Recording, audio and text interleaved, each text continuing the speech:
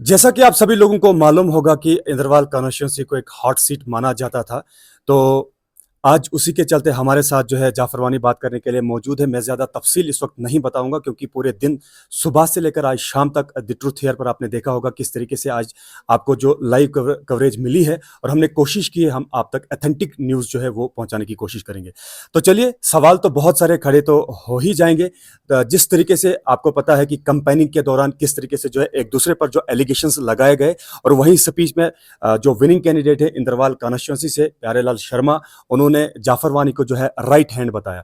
तो right hand का इस कैंपेनिंग में, इस इलेक्शन में जो हिस्सा बने, रोल कितना प्ले हुआ, ये इनसे जानने की कोशिश करेंगे। सबसे पहले आपका वेलकम है द ट्रुथ हेयर में जाफ़र साहब। माना जाता है कि इंद्रवाल कॉन्स्टिट्यूंसी एक हॉट सीट थी। यहाँ पे आपकी टक्कर जो है वो एक्सपर्ट पॉलिटिशियंस के साथ थी और उसके साथ-साथ अगर हम नाम लेना चाहेंगे शेख ज़फ़रुल्लाह, तारक कीन, गुलाम मोहम्मद सुरूरी और एक तरफ से आप। उनको तो कह सकते हैं सपोर्ट तो काफ़ी ज़्यादा थी और वहीं आपने जो अपने दम पे इतना लड़ा और कितना मुश्किल लगा आपको, कहाँ-कहाँ पे मुश्किल आते हैं और कितना एक्सपेक्ट कर रहे थे आपको ये सीट जो है हमारी ही होगी और हमारे खाते में जाएगी? शुक्रिया वसीम साहब। जैसे आपने कहा कि टक्कर बड़े पॉलिटिशियन से थी। पॉलिटिशियन वही होता है, लीडर वही होता है जिसके साथ लोग हों। बिल्कुल।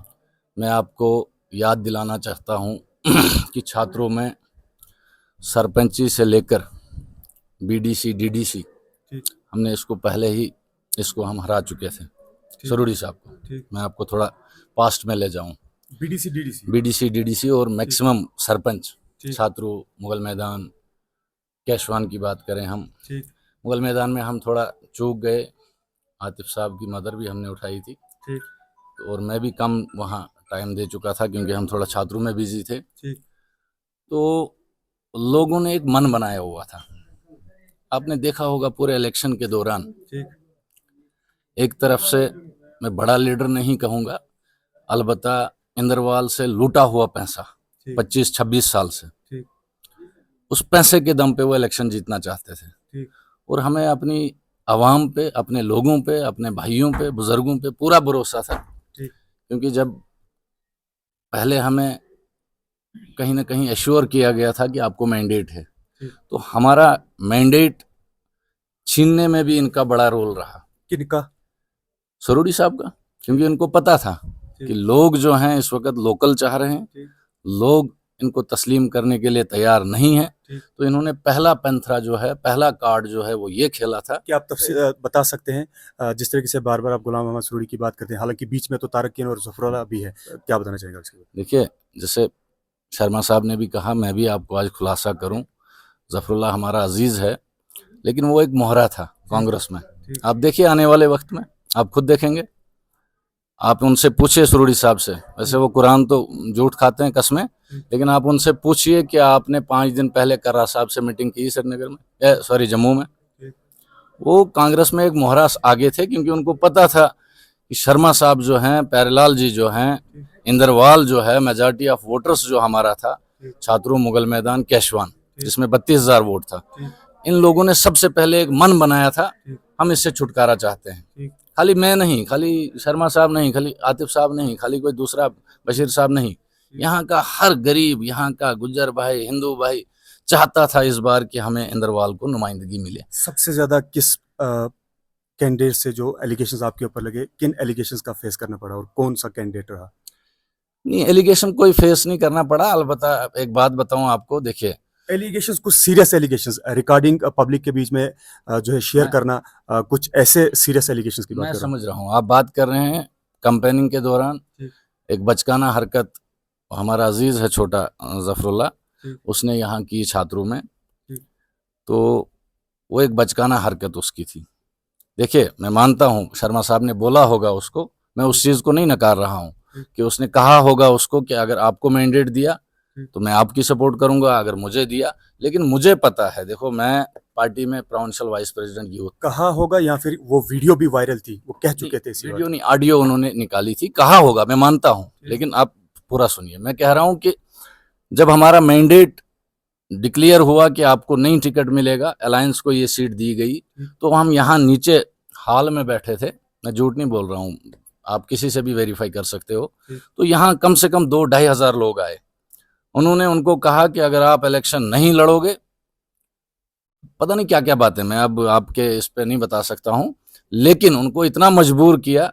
उन्होंने कहा कि आपने इलेक्शन लड़ना ही लड़ना है। लोगों ने, ये पब्लिक की डिमांड थी, हमें लोकल नुमाइंदा चाहिए, मैंडेट लोग हैं। तो लोकल किन को मान के चलते हैं आप?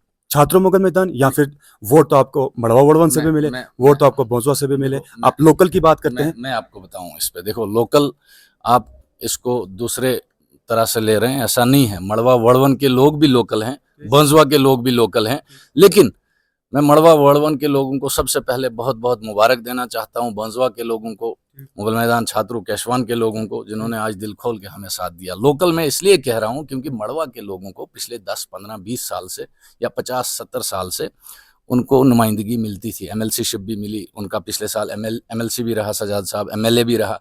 लेकिन हमें, खासकर जो हमारे यहाँ थे, इंद्रवाल कुछ आधा उधर का था, लेकिन हमारा यहाँ लोकल जो मेजॉरिटी ऑफ वोट था वो इस साइड था। तो हमारा ये था कि हमें इस बार यहाँ की नुमाइंदगी दी जाए, लोगों की डिमांड थी। तो लोगों ने उनको मजबूर किया। उसके बाद उनके पास एक ही रास्ता था, इलेक्शन लड़ना, और इसी सिलसिले में उन्होंने फार्म भरा। तो नतीजे जो हैं वो आपके सामने हैं। ये सिलसिला जारी रहेगा? आज लोगों के फैसले को जो है आपने एक्सेप्ट किया, मंजूर किया इस बात को, आने वाले कल में क्या फिर से लोगों को पूछा जाएगा, इसी तरीके से लोगों के बीच में जाके वही फैसला करेंगे, या फिर फैसला आपका होगा? देखिए, इस बार जो लोगों ने एक सुनहरी इज्जत जो बख्शी है इंद्रवाल को, इंद्रवाल के इस सपूत को, प्यारीलाल को, आज जो लोगों ने भरोसा इन पे जताया है, मैं आपको यकीन देना चाहता हूं कि इंशाल्लाह 5 साल के बाद जब भी यहाँ चुनाव होंगे, जब भी यहाँ इलेक्शंस होंगे, अब ये सीट जो है यहाँ 47 के बाद से अभी तक, पर्टिकुलरली मैं इसलिए यहाँ अपने एरिया की बात कर रहा हूँ, पोटेंशियल यहाँ हर हिसाब से है, लेकिन यहाँ का कोई लड़ने के लिए तैयार नहीं था। आज उन्होंने हिम्मत की, हम सब लोगों ने साथ दिया, तो रिजल्ट आपके सामने है। और इंशाल्लाह आने वाले वक्त में लोग कभी ये सोचने नहीं चाहिए कि हमें फिर बाहर से कोई नुमाइंदा है। क्या आपको लगता है कि आने वाले कल में फिर से हमें इसी तरीके की मेहनत करनी पड़ेगी और लोगों के बीच में जाना पड़ेगा? क्योंकि बात यहाँ पे ये इसलिए आती है, जफरुल्लाह एक तरफ से, तारकिन एक तरफ से और गुलाम मोहम्मद सुरूरी एक तरफ से, वोट डिवाइड हुए और आपके इस वक्त जो है चांसेस बने जीतने के, और आपने जीत हासिल भी की। तो आने वाले कल में आप इस कॉन्स्टिट्यूंसी को किस तरीके से आप कवर करते हैं? क्या मेहनत करने की जरूरत है? मैं आपको बताते चलूं, देखिए हमने इलेक्शन लड़ा 15 दिन में, 15 दिन हमें मिले इलेक्शन लड़ने के लिए। सबसे पहले हमारा ये चल रहा था 2018-19 से, 18 से हमारा ये चल रहा था कि हम नेशनल कॉन्फ्रेंस की टिकट पे लड़ेंगे।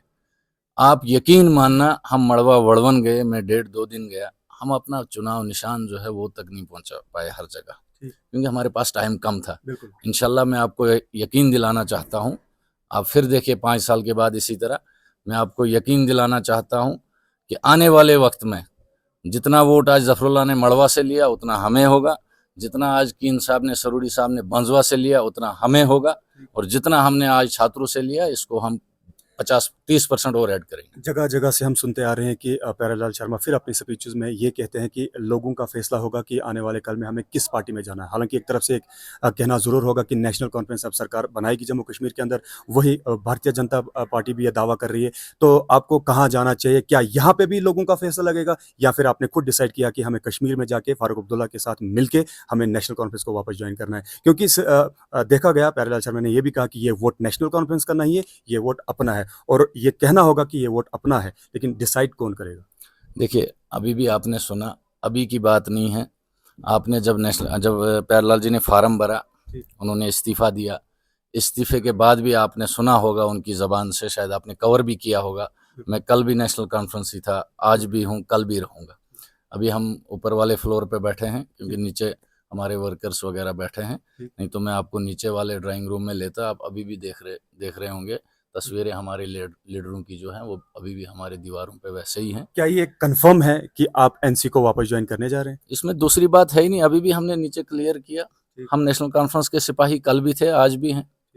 ये लोगों का सवाल है, इससे- लोग जानना चाहते हैं, लोग काफी कंफ्यूजन में है कि आखिरकार इंदरवाल सीट जो है हॉट सीट मानी जाती है और टक्कर काफी ज्यादा थी इस सीट पर, और लोगों के बीच में कहीं ना कहीं कंफ्यूजन है कि अगर स्पीचेस कुछ इस तरीके से आ रही हैं कि नेशनल कॉन्फ्रेंस को ज्वाइन करना है, हो सकता है कि इंटरनली कोई और मामला चल, ये क्लियर आप किस तरीके से करते हैं? मैं ऑथेंटिकेशन आपको ऑथेंटिकेट कर रहा हूँ, मैं अपनी जुबान से कर रहा हूँ, मैं कह रहा हूँ हम कल भी एनसी में थे, नेशनल कॉन्फ्रेंस के सिपाही थे, आज भी हैं, कल भी रहेंगे, इसमें दूसरी बात नहीं है। हमारा ऐसा कुछ नहीं है, हम कल भी थे। होती हैं मजबूरियां, जैसे मुझे निकाला गया, मैं प्रोविंशियल वाइस प्रेसिडेंट यूथ था, मुझे डिस्ट्रिक्ट प्रेसिडेंट साहब ने निकाला। मैं समझता हूँ मजबूरियां हो सकती है, हमने अलायंस के खिलाफ किया, लेकिन वोट तो लोगों ने देने थे, लोगों का फैसला था कि भाई आप मिल के इलेक्शन लड़ो। जैसे आपने खुद कहा, प्यारेलाल ने कहा मैं एक राइट बाजू था, इन्होंने काफ़ी इनके खिलाफ चलाया। आपने देखा होगा यहाँ सरूड़ी साहब ने निज़ाम मुस्तफ़ा के नारे लगवाए, वो बेचारे बच्चे बड़े नादान हैं, क्या उनको पता भी नहीं है। मेरे ख्याल से वो शायद कुछ लड़के उसमें 18 साल से नीचे होंगे, लेकिन वो गुंडागर्दी करना ठीक है यार। निज़ाम मुस्तफ़ा अगर आपकी वैसी सोच होती तो शायद मैं, प्यारीलाल, पूरी कौम आपके पीछे खड़ी होती। आप झूठा कुरान उठाते हो, पैसे आपने घर घर दिए लोगों को वोट देने के लिए। वोट आप, अगर आप में ये हिम्मत थी, अगर आप वैसे सियासतदान थे, आप मंत्री रहे, आपने 3 बार इलेक्शन जीता यहाँ से, तो आपको क्यों जरूरत पड़ी आज लोगों को कुरान देने की? कोई किसी एक शख्स को कोई खड़ा करे, हम चैलेंज से, मैंने नीचे भी अपनी तकरीर में कहा कि हमने किसी को कसम करवाई, हम सियासत क्या, हम बीच चौराहे में जाके माफी मांगेंगे। कुरान जो है वो पढ़ने के लिए है, गीता आप किसी हिंदू भाई को पढ़ने के लिए है, वो इस मसले में लानी ये नहीं तो है। एक एलिगेशन है गुलाम मोहम्मद सरूड़ी के ऊपर, चलिए ये बात तो सही है, नहीं, लेकिन नहीं, आप एलिगेशन नहीं, मैं आपको एक चीज क्लियर करूं। आप अगर मेरा सवाल ये कि अगर कंफर्म कैसे कर सकते हैं? अगर आप इसको एलिगेशन कहते हो, जो उनका रहबर था, सियासी रहबर, जो उनका लीडर था, गुलाम नबी आजाद साहब, उन्होंने तो दो टोक अपने उसमें वीडियो में कहा, आपने भी देखी होगी, तो उसमें उन्होंने कहा एक लीडर मेरा था, और ये उनके वर्करों ने हमें कहा। वही पैटर्न यहाँ पे भी चला, वही पैटर्न आम लोगों को दिया गया, यहाँ से लिया गया, उनको पैसे देने लगे, वोट दे दो जी, हलफ करो। कुछ आपका एक्सपीरियंस जानना चाहूंगा, कितना मुश्किल है पार्टी के अंदर काम करना? जिस तरीके से बाकी पॉलिटिकल पार्टीज की अगर बात करें तो बहुत सारी विंग्स होती है, बहुत सारे मोर्चे होते हैं जो ग्राउंड लेवल तक काम करते हैं, उनके पास वो हथियार होते हैं, वो वेपन्स होते हैं ग्राउंड जीरो तक पहुंचने के लिए। आपके पास वक्त भी कम था और कुछ ही लोग यहाँ पे जो लीडर थे जिन्होंने मैनेज किया। आपका एक्सपीरियंस क्या बोलता है, कितना मुश्किल है? देखिए, मैंने फिर कहा आपको, 15 दिन में इलेक्शन लड़ना, और जिस बंदे ने 3 बार इलेक्शन जीता हो, और जो अपनी 300 पता नहीं कितनी 400 करोड़ प्रॉपर्टी शो करता हो, 18-20 साल पहले, मैं कहता हूँ एजेंसी से उसको वेरीफाई किया जाए वो पैसा आया कहाँ से। आज की डेट में जिसने दावा किया कि मैंने 32,000 वोटरों को पैसा दिया, उनके वर्कर्स कहते थे कि भाई हम, आप किसी खाते में नहीं हो। लेकिन मैं फिर से अपने इंदरवाल के इस आवाम को, अपने नौजवानों को, अपने बुजुर्गों को, माँ बहनों को सलाम करता हूँ कि जिन्होंने हम पे भरोसा किया, प्यारेलाल पे भरोसा किया और उनको ठुकराया और हमें कामयाब किया। ये बहुत बड़ी, ये आज की, ये आप इतना यकीन मानो, ये इंदरवाल का सुनहरी लफ्जों में तारीख में लिखा जाएगा। अपनी टीम के 4 ऐसे बंदे बताए जिन्होंने मेन रोल प्ले किया, कौन कौन थे वो लोग? देखो, मैं आपको एक चीज बताऊं, जिन लोगों के ऊपर आप 100% एक्सपेक्ट कर रहे थे कि इनके आने से हमारी जीत हासिल हो सकती है। देखिए, मैं आपको पर्टिकुलर 4 नाम नहीं दे सकता हूँ। हम सब इसके दाएं बाएं बाजू हैं, सब ने कलेक्टिवली, सब ने मेहनत की और हमने एक बंदे को अपना लीडर चुना जो आपके सामने है, प्यारेलाल शर्मा। तो इसके बाद एक आखिरी सवाल आपसे ये बनता है कि आने वाले कल में जिस तरीके से आपका मंशूर था, लोगों के बीच में जाके अपने मुद्दे बताए और उन मुद्दों को देख के आवाम ने आपको वोट किया, तो किस तरीके से आप उस मंशूर को देखते हैं और लोगों के लिए क्या पैगाम रहेगा? आपने हमारी तकरीरों में सुना होगा, खासकर प्यारेलाल जी की तकरीरों में, इन्होंने तो अपनी तकरीरों में भी नेशनल कॉन्फ्रेंस का मंशूर कहा था। ये तो हर जगह बोल रहे थे। मैं कल भी एनसी वाला था, आज भी हूँ, कल भी रहूंगा। वो हमारा पहले से ही है और आप देखिए 1-2 दिन में। बहुत बहुत शुक्रिया हमारे साथ बात करने के लिए।